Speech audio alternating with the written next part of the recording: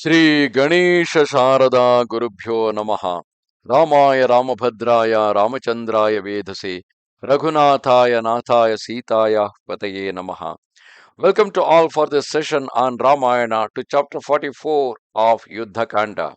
In the previous chapters, we saw the great battle happening between the Titans and the monkeys, the Vanarasena, and that was leading to the duels between the great warriors on either side, with the warriors on the side of Vanaras taking a lead and winning over the warriors of the Titans. During the combat between the monkeys and titans, the sun sank below the horizon, giving place to a night of carnage. In their mutual hostility, monkeys and titans, burning for victory, continued to fight in the gathering gloom.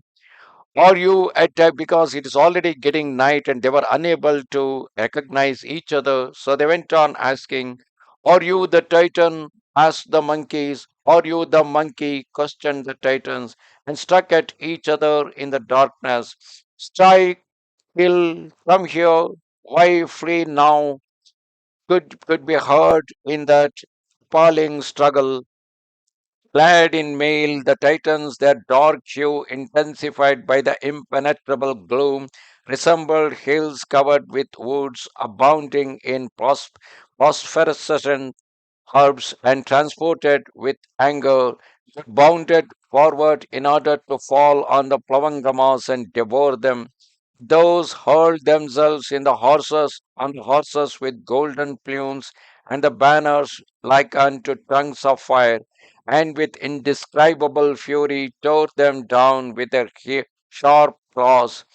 Thus did those mighty monkey warriors sow confusion among the Titans, and they clawed the elephants and those mounted upon them, and the chariots from which the banners streamed, breaking them to pieces with their teeth.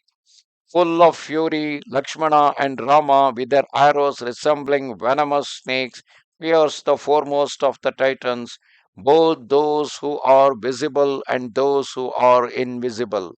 And the dust rising from the hooves of the horses and the wheels of the chariots filled the ears and eyes of the combatants, while the rivers of blood flowed in dreadful torrents in that ghastly tumult which caused the hair to stand on end. Meanwhile, the sound of the gongs and drums, marvelous to hear, joined to the blare of conches and the rattle of wheels, and a terrible clamor arose of horses neighing, mingling with the cries of the wounded. The corpses of the great monkeys, spears, maces, and the bodies of the titans who were able to change their form at will lay in heaps as high as a mountain on the battlefield, and those weapons appeared to be offered up as a profusion of flowers by the earth, which was entirely hidden and rendered impossible by rivers of blood. That fatal night was at calamitous to the monkeys and titans as the night of dissolution, wherein none of them being surviving. Meanwhile, the Titans, aided by that impenetrable darkness, with great ferocity, showered a hail of weapons on Rama and yelling, advanced upon him in fury like the ocean at the time of the destruction of all creatures.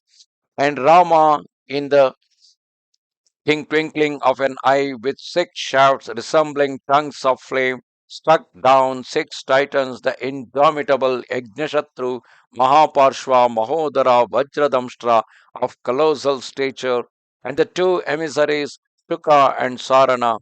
With his innumerable shafts, Rama thereafter pierced them all in their vital parts, so that under the shower of arrows they fled from the field, barely escaping with their lives. In an instant, that warrior of the greater car lit up the cardinal points with his formidable missiles, resembling tongues of fire, so that every quarter became luminous. All those giants, all those titans who dared to challenge Rama perished like moths in a flame, and those arrows whose points were of fine gold flying everywhere illumined the night as do the fireflies in autumn.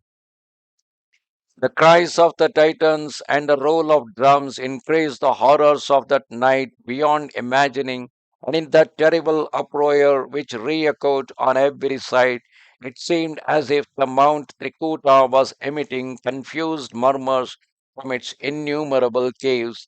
The gigantic Golangolas, black as night, crushed the rangers of the night in their arms in order to devour them, and Angada destroyed his enemies with savagery in the struggle.